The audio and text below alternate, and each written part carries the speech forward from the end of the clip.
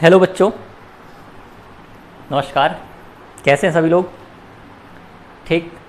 अब हम लोग मैथमेटिक्स में ग्राफिकल मेथड को क्रॉस मल्टीप्लिकेशन से कंबाइन करेंगे। ठीक। और कंबाइन करने का मतलब ये है कि ग्राफिकली तो हमको यदि सॉल्यूशंस आने लगे हैं तो क्रॉस मल्टीप्लिकेशन से भी हमको सॉल्यूशन फाइंड करते आ जाना चाहिए। सबसे पहले हम लोग एक बार फिर से ग्राफिकल मेथड को चेक करते हैं। प्रीवियस वीडियो में आपने पढ़ा हुआ है, उसको कंटिन्यू करते हैं बच्चों, ध्यान से सुनिएगा। बच्चों यहाँ देखिएगा, हमारे पास जब भी सिस्टम ऑफ इक्वेशन गिवन होता है a1x plus b1y plus c1 is equal to 0, a2x plus b2y plus c2 is equal to 0। ठीक है, तो इनके मतलब सिस्टम ऑफ इक्वेशन के जो सॉल्यूशन यदि हमको ग्राफिकली फाइंड करना है तो उसका सीधा सिंपल तरीका है, आप लोग दोनों इक्वेशन का ग्राफ प्लॉट करो। उस ग्राफ के साथ तीन कंडीशन पॉसिबल है। क्या? कि या तो उस ग्राफ से मतलब ये दोनों सिस्टम ऑफ इक्वेशन से मिलने वाली जो लाइंस हैं वो या तो पैरेलल हो सकती हैं, या तो इंटरसेक्टिंग हो सकती हैं, या कोइंसिडेंट हो सकती हैं। तो इसके बेसिस पर हम लोग सॉल्यूशन पता कर सकते हैं कि क्या होंगे। जैसे यदि पैरेलल लाइंस हैं तो बच्चों कोई भी सॉल्यूशन नहीं होगा। इसका मतलब सॉल्यूशन यानी क्या होता है? सॉल्यूशन यानी मतलब इसका मतलब होता है कि जो लाइंस हैं वो एक दूसरे को जिस पॉइंट पर इंटरसेक्ट करती है उस इंटरसेक्टिंग पॉइंट के जो कोऑर्डिनेट्स होते हैं उन्हीं को हम लोग सॉल्यूशन कहते हैं ग्राफिकली। तो पैरेलल लाइन में कोई भी इंटरसेक्टिंग पॉइंट नहीं मिलता, इसलिए इसका कोई सॉल्यूशन नहीं होगा। इंटरसेक्टिंग लाइंस में एक बार ही एक दूसरे को इंटरसेक्ट करती हैं, इसलिए इसका यूनिक सॉल्यूशन होगा।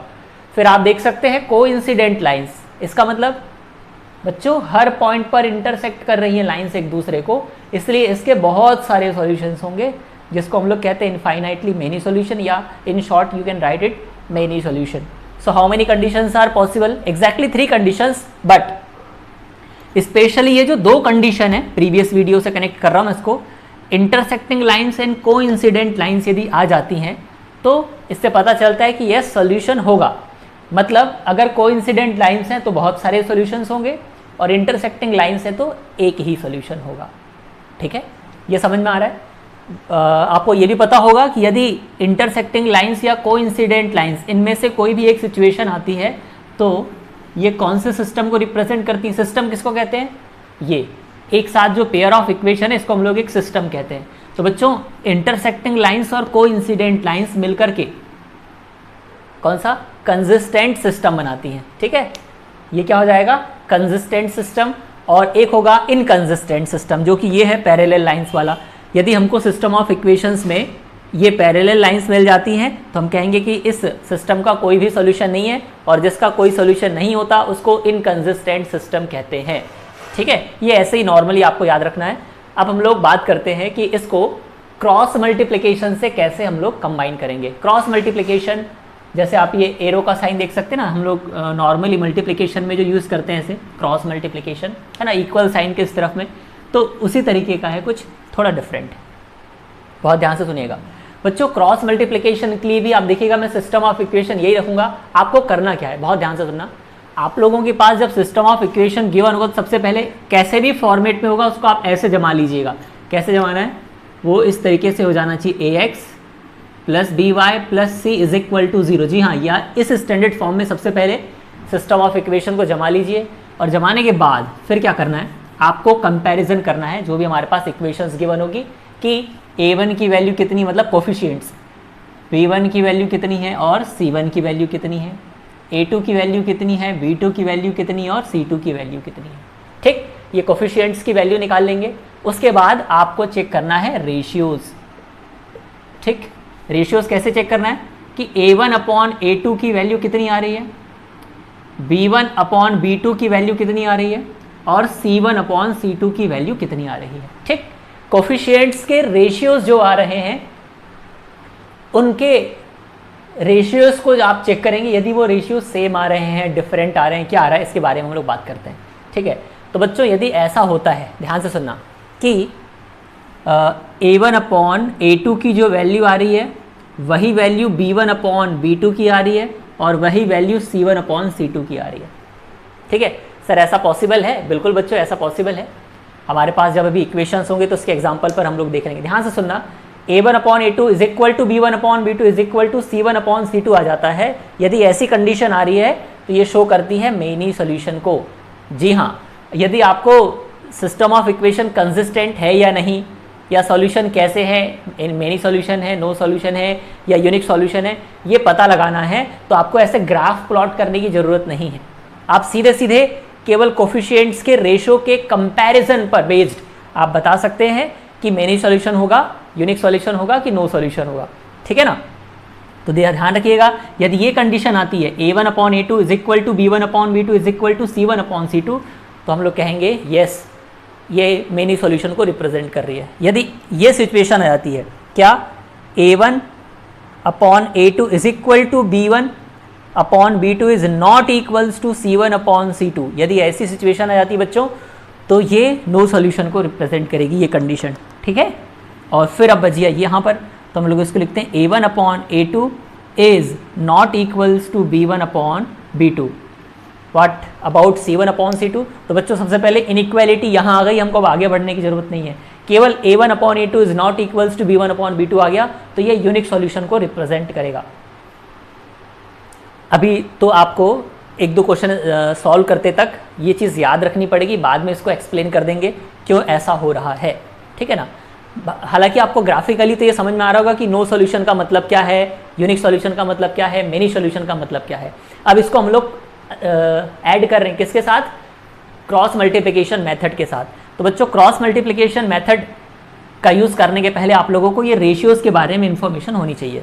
एक बार फिर से देखिएगा, यदि ये सिचुएशन आ जाती है, क्या यहाँ से स्टार्ट करते हैं, a1/a2 is equal to b1/b2 is equal to c1/c2, तो ये किसको रिप्रेजेंट कर रहा है? Many solution. यदि a1/a2 is not equals to b1/b2 आ गया तो यूनिक सॉल्यूशन, और a1/a2 is equal to b1/b2 है लेकिन this is not equals to c1/c2, तो ये किसको शो करेगा? नो सॉल्यूशन को। क्या ये बात समझ में आ रही है? अच्छे से नोट कर लीजिएगा इसको। अब एक एग्जाम्पल हम लोग देखते हैं कि ये एग्जाम्पल कैसे वर्क करता है इसके ऊपर। आप लोग केवल क्वेश्चन देख करके भी बता पाएंगे कि यस क्या हमारा सिस्टम ऑफ इक्वेशन है। ठीक है, जैसे मैं यहाँ पे लिखना चाहता हूँ, मान लो बच्चों हमारे पास एक सिस्टम ऑफ इक्वेशन है 2x + 3y + 4 is equal to 0, दूसरा है 4x + 6y + 8 is equal to 0। ठीक है, बताइए a1 कितना है? ये कोफिशिएंट्स हम लोग डायरेक्ट लिख देंगे विद साइन। a1 कितना है? देखो, अरे भाई ये पहली वाली इक्वेशन है ना, और ये दूसरी वाली इक्वेशन है, तो a1 b1 c1 ये हो जाएगा, a2 b2 c2 ये हो जाएंगे कोफिशिएंट्स। ठीक है, चलो रख देते हैं वैल्यूज़। a1 कितना है? देखो यहाँ से a1 आ जाएगा 2, b2 3, और a1 कितना है? 2, b1 कितना है? 3, और c1 कितना हो जाएगा? 4। a2 कितना हो जाएगा? 4, b2 कितना हो जाएगा? 6, और c2 कितना हो जाएगा? 8। क्लियर है? ये कोफिशिएंट्स आ गए बच्चों हमारे पास। अब क्या करते हैं इसको, अब जब कोफिशिएंट्स आ गए हैं तो इनका रेशियो निकाल लेते हैं। देखिए क्या हो जाएगा,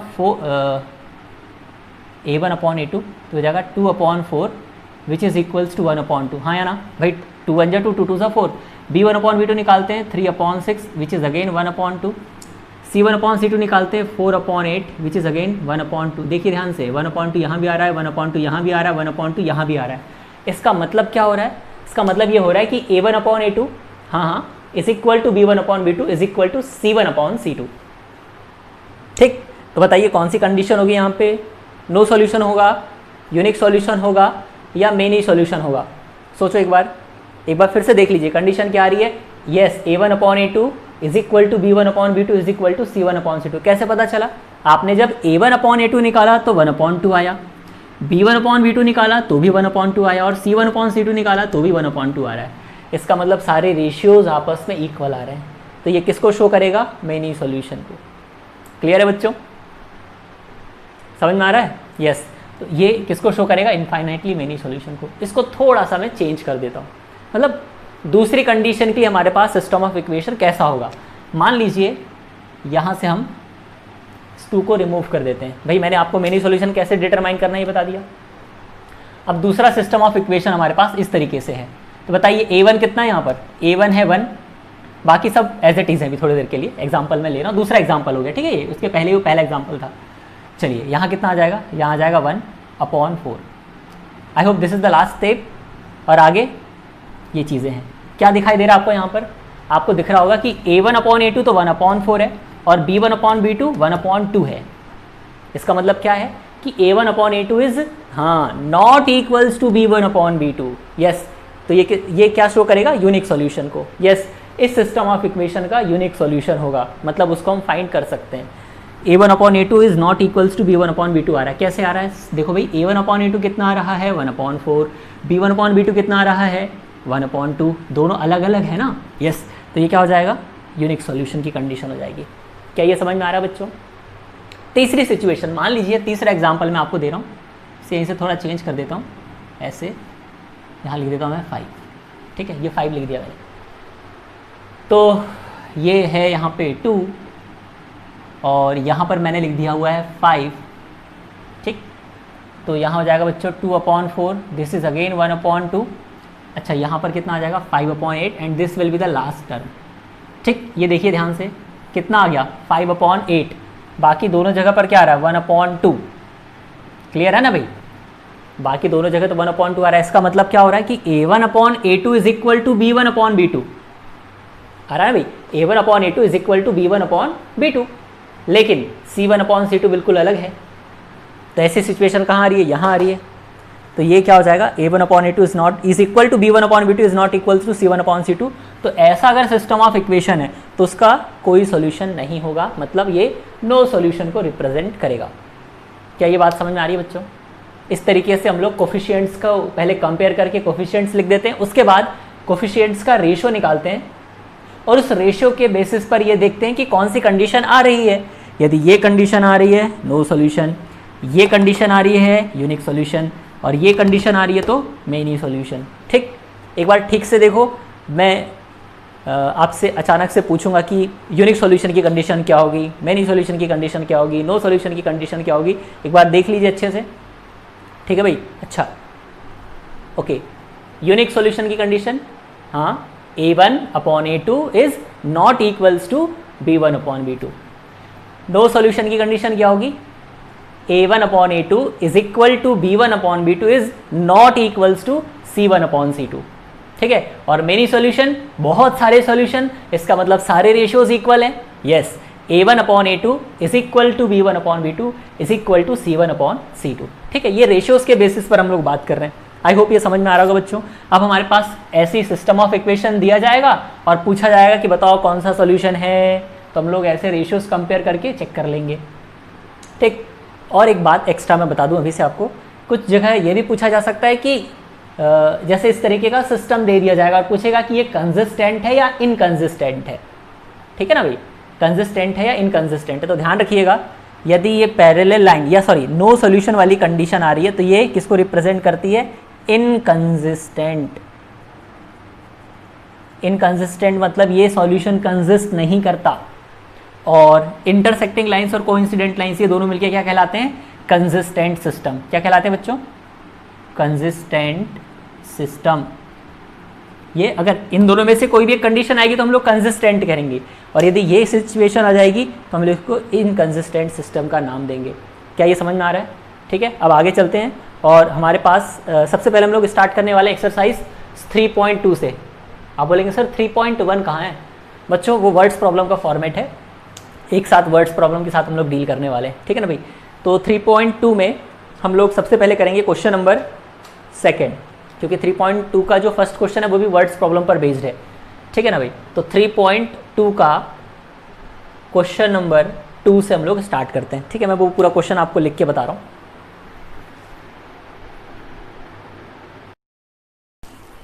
बच्चों ये एक्सरसाइज 3.2 का सेकंड क्वेश्चन है, ध्यान से पढ़िए क्या लिखा हुआ है। On comparing with the ratios A1/A2, B1/B2 and C1/C2, find out whether the lines representing the following pairs of linear equation.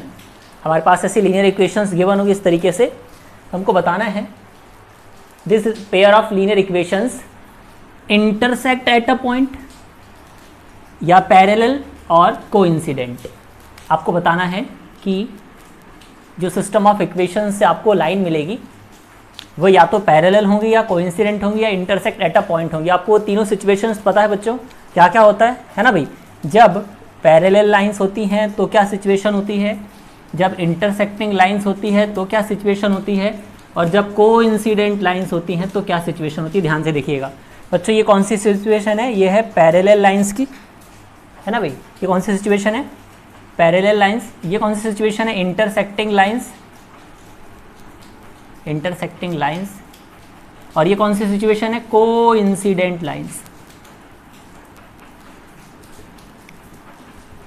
ठीक है, parallel lines, intersecting lines and coincident line. ये जो इंटरसेक्टिंग लाइंस है इसी को हम लोग कहते हैं इंटरसेक्टिंग एट अ पॉइंट। लिखा हुआ है इंटरसेक्ट एट अ पॉइंट, मतलब ये वाली सिचुएशन आ रही है या पैरेलल आ रही है या कोइंसिडेंट आ रही है। तो काम क्या होगा, जैसे आपके पास ये सिस्टम ऑफ इक्वेशन दिया हुआ है, नॉर्मली क्या करेंगे, इसका और इसका ग्राफ प्लॉट करेंगे जिससे बता पाएंगे कि पैरेलल है या इंटरसेक्टिंग है या कोइंसिडेंट है। बट हमारे पास एक शॉर्टकट है, on comparing with the ratios. आप केवल रेशियोज के साथ कंपेयर करो और बताओ कि इंटरसेक्टिंग लाइंस होंगी, पैरेलल होंगी या कोइंसिडेंट होगी। तो आप पहले समझिएगा, जब पैरेलल लाइंस होती हैं तो बताइए इसका क्या सॉल्यूशन होता है, बताओ बच्चों। जब पैरेलल लाइंस होती हैं तो ये रिप्रेजेंट करता है नो सॉल्यूशन को। किसको रिप्रेजेंट करता है बच्चों, नो सॉल्यूशन को। इंटरसेक्टिंग लाइंस किसको रिप्रेजेंट करती हैं, यूनिक सॉल्यूशन को, क्योंकि इंटरसेक्ट एट अ पॉइंट। और कोइंसिडेंट लाइंस किसको रिप्रेजेंट करती हैं, इनफाइनाइटली मेनी सॉल्यूशंस को। ठीक है बच्चों, और आप अच्छे से जानते हैं कि रेशियोज के फॉर्म में यदि आप लिखना चाहें तो नो सॉल्यूशन को रेशियोज के फॉर्म में कैसे लिखते हैं। अगर हमारे पास सिस्टम ऑफ इक्वेशन इस तरीके से दिया जाए, a1x + b1y + c1 = 0, a2x + b2y + c2 = 0, तो सिचुएशन में पैरेलल लाइंस की कंडीशन क्या होती है, नो सॉल्यूशन की कंडीशन होती है a1/a2 = b1/b2 is not equals to c1/c2। ठीक है, तो यदि क्वेश्चन में पूछा जा रहा है पैरेलल लाइंस हैं क्या, तो आप ये रेशियोज चेक करेंगे। यदि ऐसी सिचुएशन आ रही है तो ये नो सॉल्यूशन को रिप्रेजेंट करेगी, और नो सॉल्यूशन का मतलब पैरेलल लाइंस होता है। यूनिक सॉल्यूशन की कंडीशन में क्या आ जाएगा, a1/a2 is not equals to b1/b2। ठीक है, c1/c2 से मतलब ही नहीं है, क्योंकि a1/a2 is not equals to b1/b2 आ गया है। तो ये जो कंडीशन है ये यूनिक सॉल्यूशन की कंडीशन है। और यूनिक सॉल्यूशन कब आता है, जब लाइंस इंटरसेक्ट करती हैं एक दूसरे को।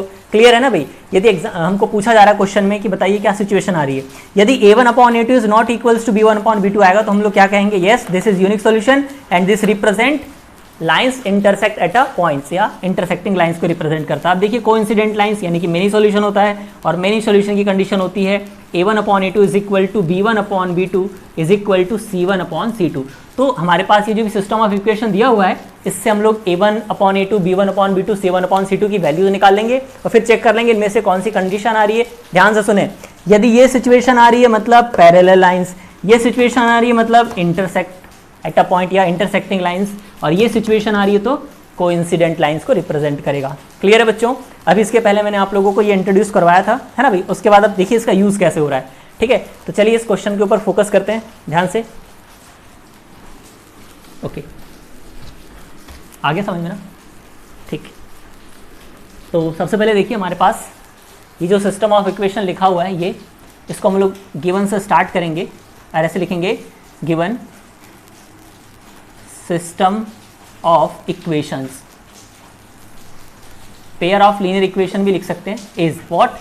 तो ये लिखा हुआ बच्चों 5x - 4y। ध्यान से सुने, मैंने आपसे पहले भी कहा है कि जो सिस्टम ऑफ इक्वेशन आपके पास गिवन होगा वो स्टैंडर्ड फॉर्म में होना चाहिए, मतलब ax + by + c = 0, मतलब इज इक्वल टू में 0 रहना चाहिए, कोई भी नंबर नहीं रहना चाहिए ना, उस फॉर्मेट में जमा लेते हैं। देखिए 8 इस तरफ है, इसको इधर ट्रांसफर कर देते हैं, तो 8 जब इधर आ जाएगा तो कितना हो जाएगा, -8 = 0, है ना। और सेकेंड इक्वेशन क्या हो जाएगी, 7x + 6y - 9 = 0। This is our equation number 1, this is our equation number 2। ठीक, ऐसे एक बार लिख दिया हम लोगों ने स्टैंडर्ड फॉर्म में। इसके बाद यहां लिख देंगे ऑन कंपेयरिंग विथ, किससे कंपेयर करवा रहे हैं, सिस्टम ऑफ इक्वेशन से, जो स्टैंडर्ड फॉर्म होता है लीनियर इक्वेशन का, a1x + b1y + c1 = 0 and a2x + b2y + c2 = 0। इससे जब आप कंपेयर करवाएंगे तो बताइए a1 की वैल्यू कितनी आ जाएगी, पहली वाली इक्वेशन से देखो ना भाई, a1 की जगह पर कौन रखा हुआ है, 5, विथ साइन लिखना, ध्यान रखना।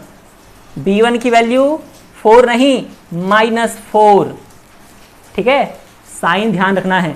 और C1 कितना हो जाएगा, -8। अब आते हैं हम लोग सेकेंड इक्वेशन पर। यहाँ से बताइए A2 कितना है बच्चों, 7, B2 कितना है, 6, और C2 कितना है, -9, ठीक है ना। अब हम लोग यहाँ पर लिख देते हैं रेशियोज, ठीक है ना। रेशियोज क्या आ रहे हैं देखते हैं, रेशियोज, ओके। A1/A2 किसके बराबर आ रहा है, चेक करिए। A1/A2 निकालेंगे तो आ जाएगा 5/7, and this will be the last term.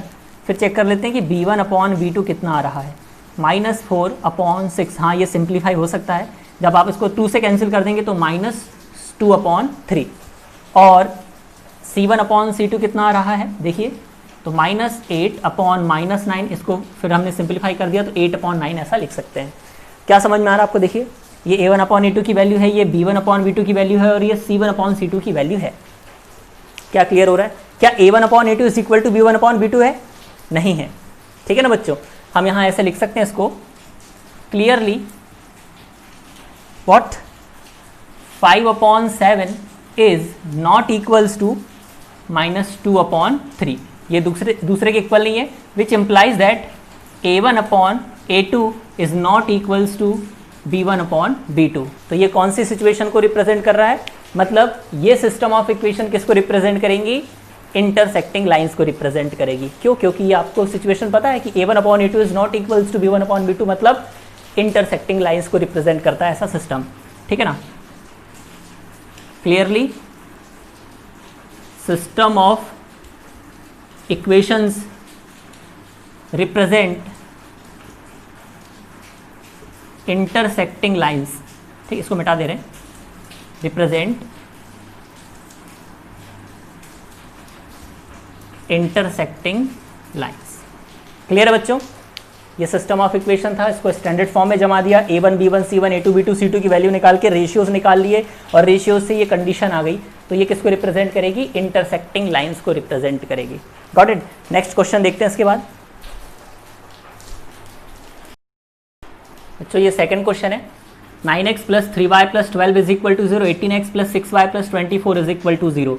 तो गिवन सिस्टम ऑफ इक्वेशंस क्या क्या है, ऑलरेडी स्टैंडर्ड फॉर्म में, फिर भी लिख देते हैं।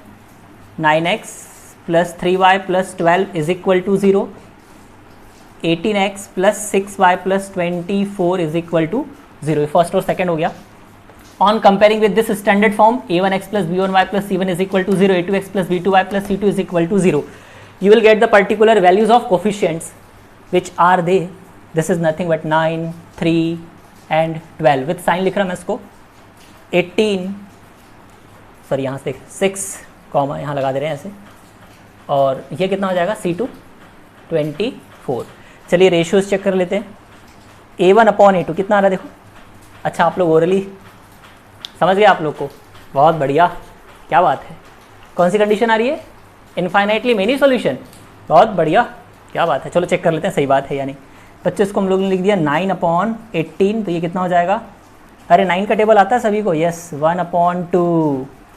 ओके, इसको देखते हैं, ये हो जाएगा 2/6, यानी कि सॉरी ये 3/6 है, 3/6 यानी ये भी हो जाएगा 1/2, और ये हो जाएगा 12/24, यानी ये भी कितना हो जाएगा 1/2। ये दिख रहा है आपको, 1/2 यहाँ भी आया, 1/2 यहाँ भी आया, और 1/2 यहाँ भी आया है, ठीक। यानी यहाँ पर क्या हो जाएगा, क्लियरली डायरेक्ट रेशियोज लिख दूँ अब मैं यहाँ से। A1/A2 की जो वैल्यू आ रही है वही वैल्यू B1/B2 की आ रही है, और वही वैल्यू C1/C2 की आ रही है। तो हम लोग लिख देंगे clearly A1/A2 is equal to B1/B2 is equal to C1/C2। और ऐसी सिचुएशन कौन सी लाइंस को रिप्रेजेंट करती है, सबसे पहले सॉल्यूशन याद करिए, ये इनफाइनाइटली मेनी सॉल्यूशंस है, और इनफाइनाइटली मेनी सॉल्यूशंस कब पॉसिबल होते हैं, जब लाइन को इंसिडेंट होती हैं। तो हम यहाँ लिख देंगे hence system of equations represents coincident lines, ठीक है। ऐसे ओरली भी निकाल सकते हैं आप लोग, एक टेक्निक बता दे रहे हैं, यहीं से कंपेयर कर लो, 1/2 1/2 1/2 दिख रहा है आपको, ऐसे चेक कर सकते हैं, ठीक है बच्चों। अब एक और क्वेश्चन दे रहे हैं ऐसी वाला, आप बताइएगा ये कौन सी लाइन्स रिप्रेजेंट करेगा। ऐसे मैं आपसे ओरली पूछ रहा हूँ, ये समझ में आ गया ना भाई। ऐसे रेशियोज़ निकालते हैं और चेक कर लेते हैं, ठीक है। एक क्वेश्चन मैं अपने मन से दे रहा हूँ आपको, बताइए कौन सी लाइन्स आएंगी इसमें, ठीक है। जैसे लिखा है 5x plus 6y plus 7 is equal to 0, 10x okay, 10x minus 12y plus 14 is equal to 0। बताइए इसमें कौन सा सॉल्यूशन होगा। सॉल्यूशन नहीं मतलब लाइंस कैसी होगी इसकी, ठीक है। आप बताइएगा इसका सॉल्यूशन, या एक बार सोच लीजिए। Very good, infinitely many solutions ना। देखो 1/2 1/2 1/2 नहीं, यहाँ ठीक से देखिए, यानी सिचुएशन में ये आपको 1/2 दे देगा, यानी a1/a2 तो 1/2 आ जाएगा। लेकिन जब आप b1/b2 निकालोगे तो ये 1/-2 आएगा, मतलब ये नेगेटिव हो जाएगा, ठीक है। जैसे इसको हम लोग कंपेयर कर दें तो बताइए a1 कितना होगा यहाँ पे 5, b1 कितना हो जाएगा 6 और c1 कितना हो जाएगा 7, a2 कितना हो जाएगा बच्चों 10 और b2 कितना होगा, जी हाँ -12 और c2 कितना हो जाएगा 14। जब आप लोग a1/a2 की वैल्यू निकालेंगे तो 5/10 आएगा, जो कि 1/2 के बराबर होता है। जब आप लोग b1/b2 की वैल्यू निकालेंगे तो 6/-12 होगा, जिसको कैंसिल करेंगे तो 1/2 होगा, लेकिन ये माइनस बचा रहेगा, ये ऊपर चला जाएगा। और जब आप लोग c1/c2 की वैल्यू निकालेंगे तो 7/14 विच इज़ अगेन 1/2। तो मेन हमारा टारगेट होता है कि a1/a2 और b1/b2 के बीच में यदि इक्वालिटी है तो हम लोग आगे बढ़ते हैं। तो बच्चों यहाँ पे क्लियर है, a1/a2 कितना आ रहा है 1/2 और b1/b2 कितना आ रहा है -1/2। ठीक, इसका मतलब क्या हो गया, इसका मतलब हो गया क्लियरली a1/a2, या ऐसे लिख सकते हैं clearly 1/2 is not equals to -1/2, hence a1/a2 is not equals to b1/b2 and system of equation represents intersecting lines. Unique solution की कंडीशन है ये, ठीक है। ऐसे ही आप इस एक्सरसाइज के भी बाकी क्वेश्चंस कर सकते हैं, ठीक है बच्चों। और बाकी क्वेश्चंस हम लोग आगे देखेंगे, ओके। और अभी आप लोगों की आई होप पढ़ाई बहुत अच्छे से चल रही होगी, ठीक है। देखिए ये जो टाइम अभी आपको मिला हुआ है इसको ठीक से यूटिलाइज़ करिए। हम लोग जिस सिस्टम से चल रहे हैं, जैसे एनसीईआरटी को यदि फॉलो करते हुए हम लोग चलें तो प्रॉब्लम आ सकता है स्टार्टिंग में ही। तो मैंने थोड़ा इसको कॉन्सेप्चुअल पढ़ाना स्टार्ट किया हुआ है। पहले हम लोगों ने एल्जेब्रिक पोर्शन पर ज़्यादा कमांड की हुई है, उसके बाद हम लोग धीरे धीरे ग्राफिकल पर चले हैं और उसके बाद फिर हम लोग वर्ड्स प्रॉब्लम के बारे में डील करेंगे, ठीक है बच्चों। तो नेक्स्ट वीडियो में बात करेंगे इसके बाद।